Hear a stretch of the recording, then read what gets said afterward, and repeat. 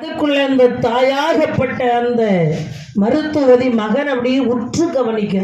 சரிதான், நம்ம பிள்ளை என்ன அழகா இருக்கா, எவ்வளவு ஒரு பேரழகாக இருக்கிறார். ஆண்டவ காசி விஸ்வநாத பகவானே, ஐயா என் பிள்ளைக்கு 16 வயது என்று சொல்லிவிட்டாயே. அதானே அதானே அழகு மகனை தந்தாய். ஆமம்மா, காமனை போல் அழகுடைய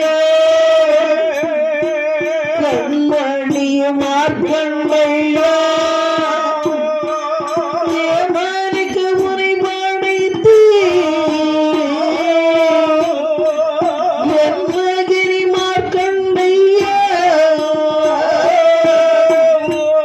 என்று சொல்லிதான் நினைத்தாய். ஏந்தி இல்லையால் தான் அழுதாய். முத்து கொண்ட கண்ணீரே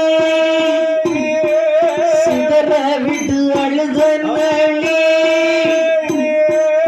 அந்த மருத்துவரி கண்ணீர் சிந்தினாள். ஆமம்மா, அப்படியே துளி துளியாக அந்த கண்ணீர் விழுது சாப்பாட்டுல. சரி, சாப்பிடணும்னு நினைச்ச புள்ள அம்மா அப்படி பாக்குற முகத்தை மறைச்சிட்டான். ஆமம்மா, ஏம்மா அழுதீர்கள் என்று கேட்டான் பாருங்கள். சரிதான், மருத்துவதிக்கு கண்ணீர் ஆற்றெடுத்து பெருகியது.